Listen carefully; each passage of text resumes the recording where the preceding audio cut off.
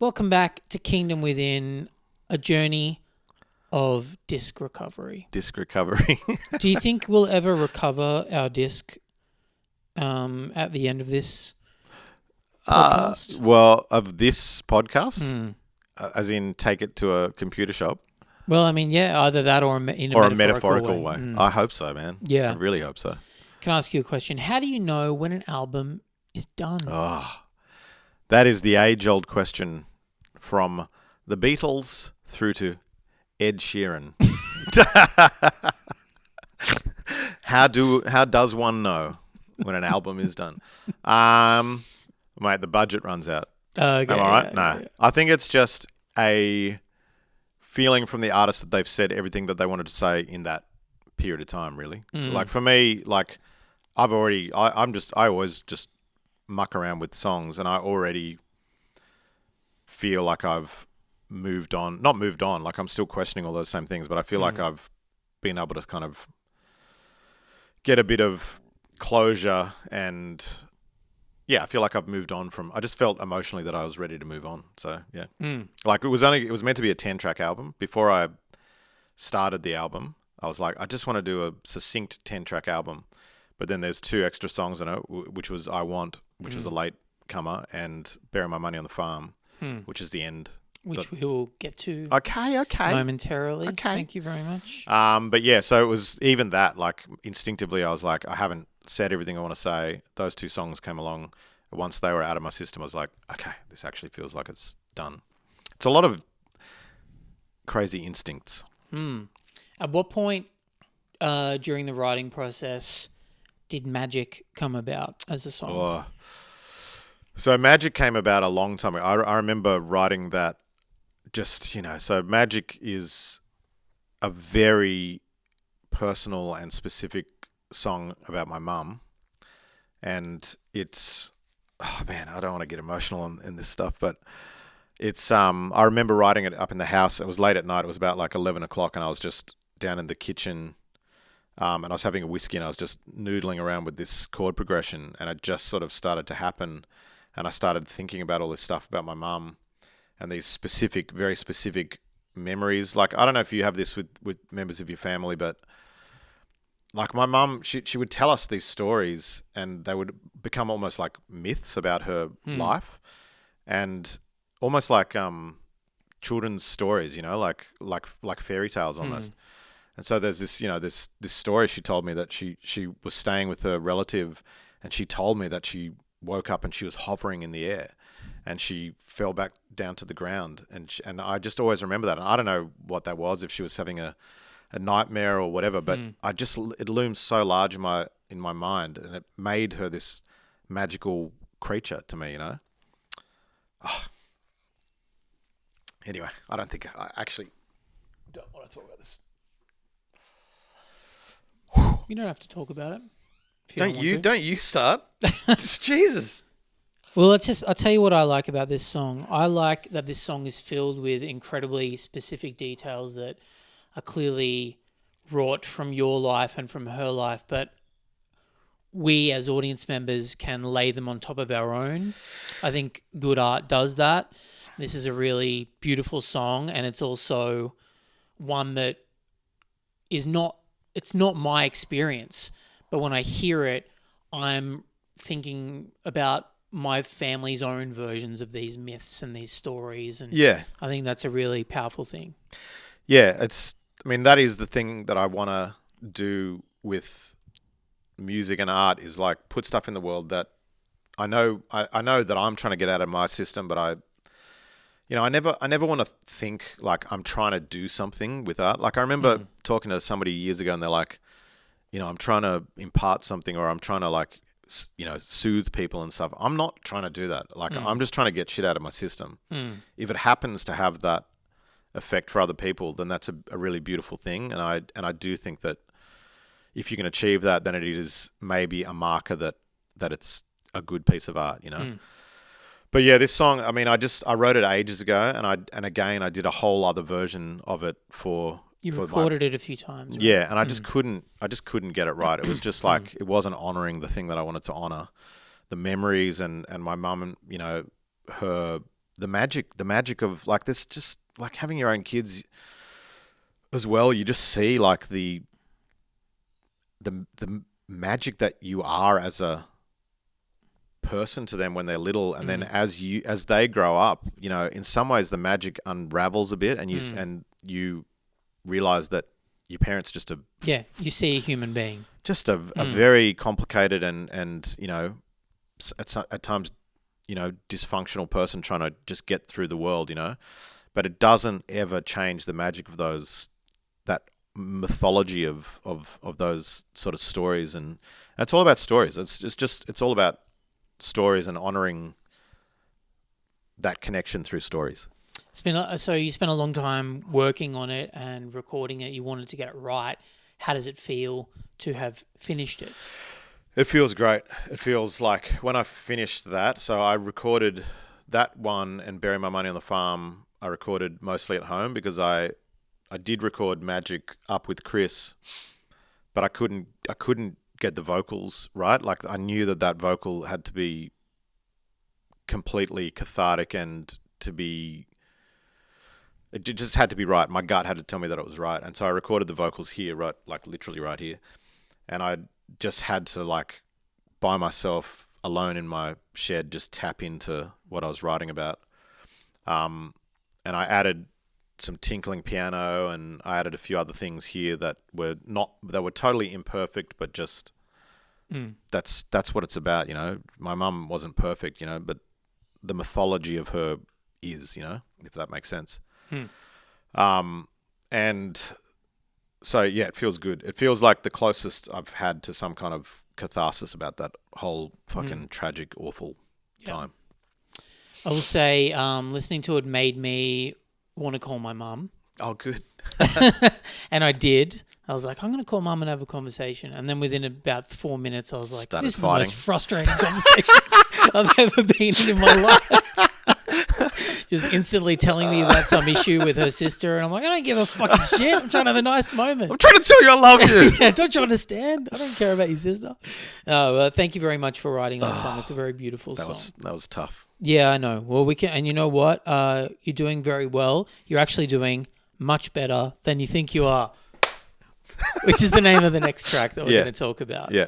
Tell me a bit about this song. There's some lines in this song that I feel like are almost written directly for me. I wrote it about, this song is about you. It does feel like it's about me. It is literally, it's about you. I wrote it, as soon as we'd finished one of the Pump Up the Jam episodes, I came home and I wrote this song. Tell me where this song came from, what it's about. It is just about frustration again with the way the world is and the distractions and just our sort of relentless capacity to break things as a species, and we it's like I was saying before, if you can do something, somebody's going to do it, if we've developed a way to hack the entire financial system and destroy the entire economy, someone's probably going to do that. In fact, they're probably doing it right now, and we're just one step ahead of them right now. Similarly, if somebody can cure cancer, they're going to do that.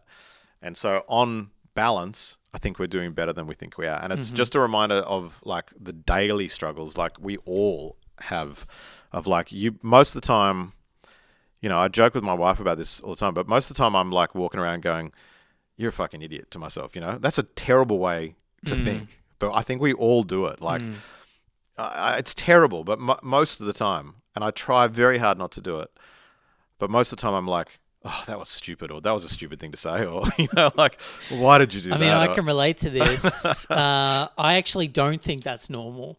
Is it not? When you're out there in the world and you're meeting people that are just so blissed out and happy and like chill, I think that's most people.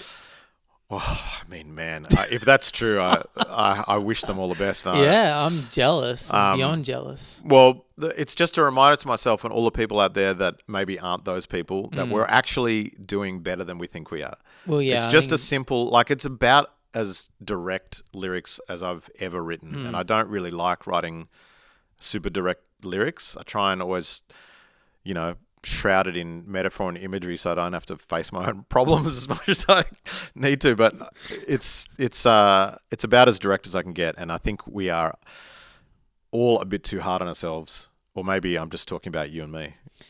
Tell me about... You're too hard on yourself, man. I know. Hey, it's not your fault. Thank you. It's Good Will not your Hunting. fault. Good Will Hunting. Good. I knew you'd get it. Of course I get it. Tell me about the final lines of the song. But we are not a sigh, a husk, or a whisper. No, we waltz in time. What are you saying about us as people there? We're not nothing, you know. Like we matter. We matter. Mm. We're not just a husk of a thing, you know. We're not just a sigh, an ephemeral whisper, you know. Like we, you know, it sort of goes back to a long time ago. I wrote a song called "Vibrations in Air," which says, "What I fear is that all of these things I hold dear never become more than vibrations in air." A lot of words. Shouldn't have used so many. Could have been a hit. But it's the same thing. Like most of what we do and engage in is just this ephemeral stuff, you know. But we matter, you know. Like we matter, and we're you know, we're contributing stuff that we don't even know we're contributing to the world, and we matter. So we're not just a sigh or whisper. You know, I sort of almost was worried that the line "we waltz in time" is a bit too twee or something, but it's like, it's true. Like we got to engage in being more playful, and you know, like I feel like, you know, in that this American life, you know, there's beauty in everything type thing. That's kind of what that's about. We matter, and things are more beautiful than we give them credit for, and we're doing better than we think we are. There's also like a line in the song about, is it breaking things just to get a reaction? Yeah. There is a destructive side to it, and to, I mean, maybe that's a little bit of your punk rock beginnings in there as well. Do you feel like people need to be louder about the things they believe in, or the... Well, I definitely think that, but the line is actually referring to, it's not about me. That line is specifically about people just doing, like, they don't care if it's a good or a bad reaction that they get. They just want attention, and they just want, you know, in this sort of attention economy or whatever you want to call it in the music industry and the entertainment industry. You know, I think about people like Jake Paul and Logan Paul, and I love those guys. And I just think they're so great. They're really talented. You know, and I just think I want to be more like that. So that's basically what this song's about. No, I just think, like, you know, like they literally got their break and their most views from going in and filming a guy who'd committed suicide in Japan, you know? I know. And I just think that's despicable. And it's a despicable thing to do in the first place. I can almost understand it on a personal level, because it's like Stand By Me, you know, like going across the railroad to see the dead body. It's kind of like the albatross hanging around your neck. Why do you do things? But then to sort of trivialize it and post it, and then that's the thing that now means that those guys make so much money and sort of good on them, but like also... No, not good on them. You know what I mean? And so it's like we've somehow navigated ourselves into a situation where the goal is attention, and it's not about creating something amazing or beautiful or to get that attention. It's just about the attention. Yeah. And people are breaking things and doing terrible things to get attention. And I don't know. I just find that really, really disturbing. A few years ago now, Alex and I went on a road trip down the west coast of America, and a friend of ours in Los Angeles took us for a drive up through the Hollywood Hills, and he was pointing out where different celebrities lived. And so it was kind of fun. He was like, oh, that's where John Mayer lives or whatever. It was all kind of fun. I like. Did he have an awesome house? I like John Mayer. Yeah, they all had nice houses. I'm not a massive fan of his music, but I'm a big fan of his him. Vibe. He's a funny and smart guy. Like, he's very cool. We saw at one point there was this hill that overlooked these three big mansions that were like kind of in a row, and my friend was like, all right, the first mansion, that's owned by Denzel Washington. The third mansion is owned by what's his name? Rocky, the guy that's Rocky. Sylvester Stallone. And then he was like, the middle one is owned by Logan Paul. And was the middle one the biggest of them all? And I was just like instantly deflated. Yeah. The whole magic of the Hollywood Hills went away from me. Yeah, Like, I know. Oh, cool. Just some fucking idiot can buy Well, up here too. it's like that. Like just recently, like this woman went viral for the Dr. Pepper's thing. So she just did on social media, on her TikTok. She just literally looked into the camera and went, Dr. Pepper's so nice and so good. And then Dr. Pepper's bought that off her for $20 million. And they had it in the Super Bowl halftime and everything. And that's like awesome for her. Like she's not like $20 million is pretty great. She's not filming a dead person, but but it's she's not looting LA and filming herself doing that like Jake Paul did. Yeah, she's not doing that horrible stuff. But also it just highlights how like whereas like I would love to write a jingle that makes me $20 million. And I've been actively working in, as an adjunct to my music career. Like I write film music for TV and I've done like, soundtracks for TV shows. But I've also written music for advertisements on and off over the years. And I've spent like a solid 20 years honing the skills to like be able to produce music, play lots of instruments and everything. and then somebody just goes, Dr. Pepper's so fresh and so clean or whatever she said. I don't think she said that.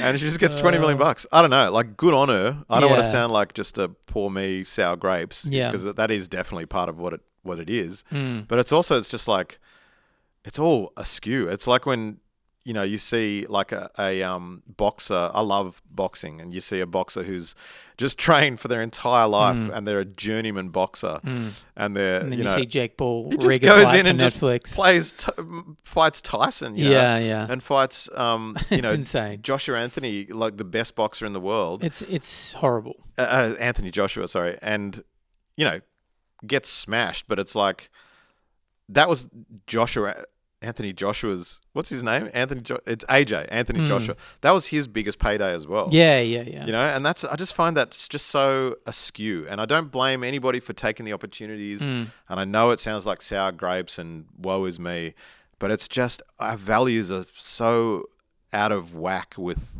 what I would have thought they would be, So maybe there's something to be said for being quieter and gentler and, like a gentle rebellion rather than loudly chasing an algorithm or... Yeah. I mean, I think it's just like in your own personal life, just don't engage as much, and that is for me, that's with social media, like as much as I will post all of this stuff on social media as much as I possibly can to try and promote my album to feed my ego, which is what I'm trying not to do, but that's what I'm doing, guys. That's what I'm doing. No, I hope that's not what it's about. Of course it's not. You're a fucking artist. That's what you're doing what you have to do. Yeah, I'm doing what I have to do. This is just the current thing that you iteration have to do. of what I have to do. Yeah. But it's part of it. But apart from that, like I also have a block on my phone so that I can't use social media from 8 p.m. until 11 a.m., right? And neither of my kids have social media, never have. My wife doesn't have social media.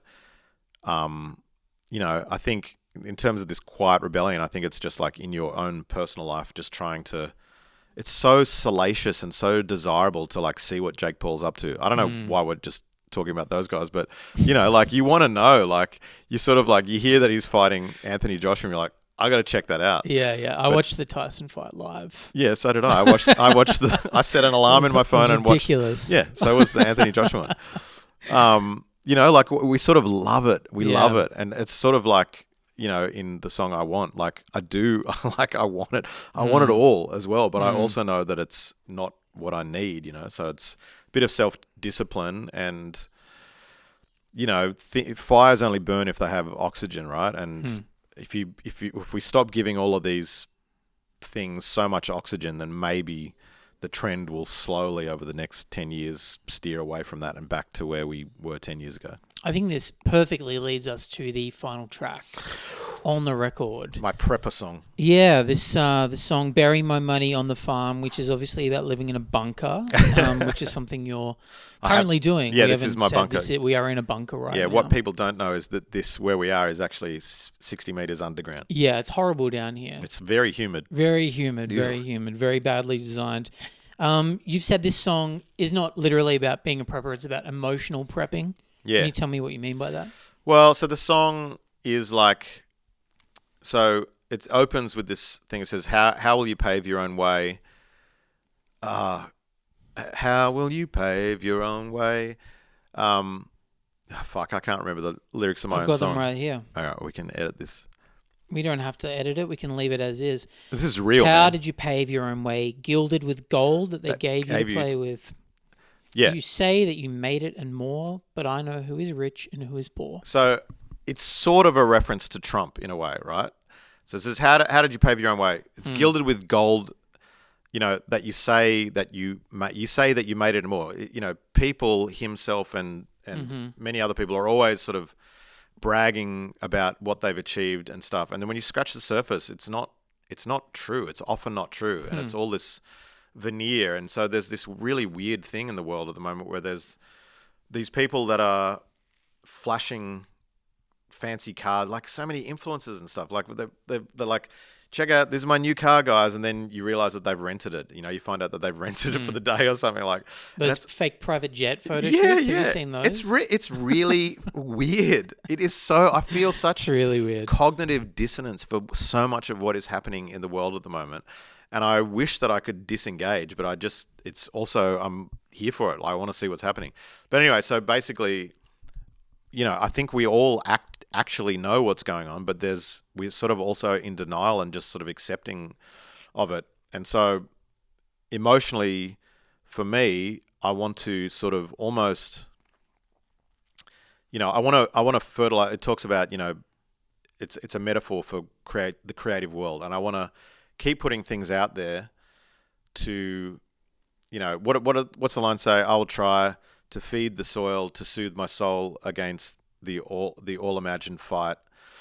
So it's basically, I want to put my art into the ground. When I say the money, bury my money on the farm, I'm talking about my art, and I'm being a bit facetious, but I'm being a bit like deliberately gross about calling art money, but I'm saying basically like people used to bury their money, to preserve it. That's what I want to do with that's how I want to engage in the world. That's how I want to engage in this crazy world where Jake Paul is legitimately rich, and then you have people who are not acting like they are the same as Jake Paul, and then you have people that are just struggling to get through the world and struggling to buy groceries, and I want to bury my art in the earth to hopefully contribute in some tiny way to a better creative environment, a more fertile creative environment. I guess that's how I emotionally prep, is that like I want to, instead of hoarding, actual material things, I want to kind of like preserve and almost hoard what I'm making in order to let it seep out into the world and maybe, influence or, I don't know, just contribute something good. Just contribute something good instead of contributing to the sort of clusterfuck of social media and media in general. Do you, at the beginning of this record, you were a man in search of an internal rudder or a kingdom within. Halfway through the record, you're hoping to let go. What kind of conclusion do you think you come to by the end of this song? By the end of this song, that is a good question, and I'm not sure I've fully resolved. I don't know that I'll ever answer that question. I think I'm always searching for something, and that's why I continue to create art. That's why I continue to love having conversations about all this stuff with people, and that's why I continue to, bloody absorb, like just drink books and movies and stuff. And it's why I like can't stop. Well, I've said this term a number of times, but like drinking from the cup of life, I always think about that. Like I do want. I am Henderson the Rain King. Like I want, and I don't think that will ever end. And I think in some ways, if there's a slight answer to the question, it's acceptance. There's this notion of radical acceptance where there's some part of you or some situation that is really hard to accept, and it's like a habit. You have to force the habit, and you have to learn the habit, and you have to practice the habit every day of radical acceptance. And I think part of it for me is like, I know that I am somebody that wants more of the things that I need less of, and so it's just a thing of trying to accept who I am and mitigate it to a degree where I stop having that lust for life as well, though. There's I think the ending of this record is one of my favorite types of and most satisfying endings to any piece of art, whether it's a work of fiction or an album or whatever, which is it's not a sunset, it's the dawn of the next day. It's not a full stop, it's the beginning of something else. So you don't end by saying, and then I found my kingdom within and I was happily ever after. Instead, you basically resolve the album with, I will try to treat the soil to soothe my soul against the old imagined fright. It's a promise, which I think is a really great way to end a record. But what's the next line? Because the next line is, and I want to say there's warmer days to come. Mm-hmm. Until that time, I'll bury my money on the farm. Mm-hmm. I want to say that there's warmer days to come, but I don't know if there are. I'm so unsure about where we're headed, you know, and I'm as a father and as a human, I can only try my best, you know, as it says, I can only try to do this, you know, to continue to be positive and to remind myself that we're all doing much better than we think we are, and to keep going. But I don't know, you know, that's the truth of the end of the album is I still don't know, you know. Do you feel like with everything you've gone through in the last few years, even from the beginnings of writing it, or even from before then when you moved down the coast and wrote Under the Escarpment, do you feel like you're more prepared for life and for things that can be thrown at you? I do. Yeah, I think by virtue of just living, you know, like I think we all, I mean, I think that I've always been someone that like does try to take on board sort of lessons or something. I love sort of like legendary stories and legendary movies and legendary books where there's like a lesson at the end of it. And I seem to have, I've noticed this about myself in the last little while, where I do remember things like that guy in the pub that I told you about, who was the junkie that said, you know, it won't be here, you know. I really remember little like pearls of wisdom, and I do try and reflect on them and sort of live by them if I can and absorb them. So I think every day and every year that we live and we experience more things and we have to get through more challenges, I think we all are, and I think I am more capable of handling what's coming. You know, this is a reference to the song "Say My Name" from my first album, but it says, "When it gets too much, we can only adjust," and that was inspired by this study that I read years ago about human happiness and how humans adjust and adapt. And so there was this study where these people got cancer and their levels of happiness returned to what they were pre-cancer 6 months after they got diagnosed, right? And it was basically saying that humans we just adapt and we change our baseline for what happiness is. And it's always kind of in the middle, you know, like happiness is not joy and sadness is not depression. Like we just exist in a state of sort of average satisfaction, and you can call that happiness, and I would choose to call it happiness. So I think, you know, I think we're a pretty adaptable species, and I would like to believe that I'm pretty adaptable. You're very adaptable. You're very adaptable. Can I ask one more nerdy question before we wrap it up? It's about the outro of this song. I'm a sucker for an extended outro. Oh, me too. One of my favorite ones of all time is probably Layla, the Derek and the Dominoes. It's like a whole other song. Yeah. It's like 2-3 more minutes of something different. You do something really cool in this that when I first heard it, I was like, oh, what the hell is that? And it made me want to re-listen immediately. There's this weird discordant change. Yeah. What are you doing there? And also, what you seem to like love dissonance. And what is that about? Oh, well, I think, you know, all my favorite bands, like Augie March is just such a great example of it. Elliott Smith, The Shins, so many examples of it's ugly, beautiful, you know. It's like it's like happy, sad. It's the juxtaposition of things in it. When you're not a musician, you hear it and you don't really clock it like you did, because you obviously were thinking of it from a guitar playing point of view or whatever. What was I literally doing? I mean, I wish I could tell you, but I don't. I wouldn't have a clue. I just move my fingers until it sounds the way I want it to sound. Interesting. Yeah. But the thing is, people that don't know how to play guitar would just, it would make them feel something, and I like to include that kind of stuff. So it's like, I think it's like a suspended seventh or something, maybe, or a fifth or something, maybe. If I'm thinking about the once I hear sevenths and fifths, that's when I start zoning out. Oh, good.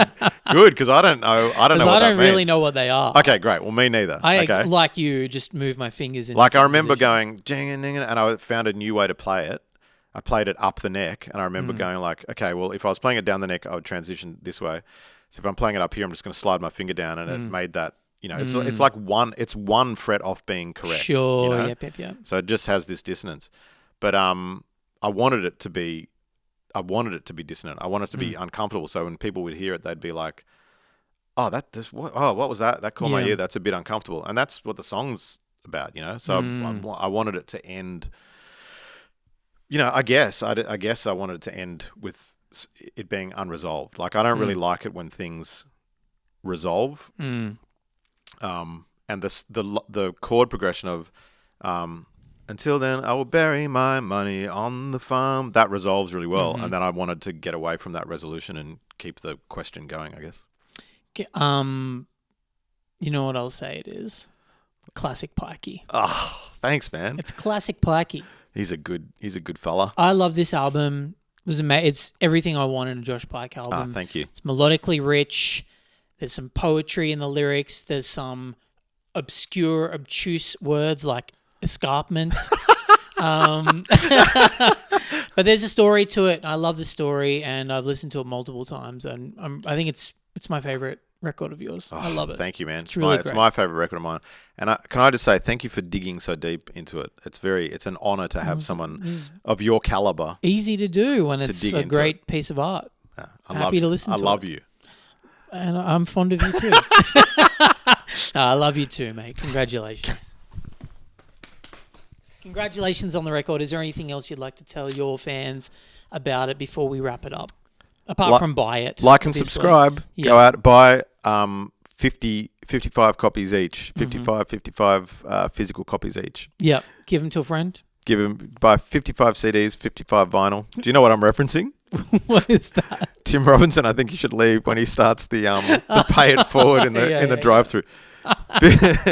55 t-shirts, 55 vinyl. Yes, that's another recommendation. We'll say watch I Think You Should Leave, the Tim Robinson show. Yeah, like and subscribe. Tim Robinson, if you're out there watching, give my record a listen, and I love you, man. Follow Josh Pike on Instagram. What else are you on? TikTok? Everything. You on TikTok? Every single thing. Discord, fucking Substack, LinkedIn. Yeah, I am. Yeah, get me on LinkedIn. Hit me up on LinkedIn. I'm on most of those things as well. Follow me as well. And in the meantime, keep on going to see live music and listening to records 100% in physical form.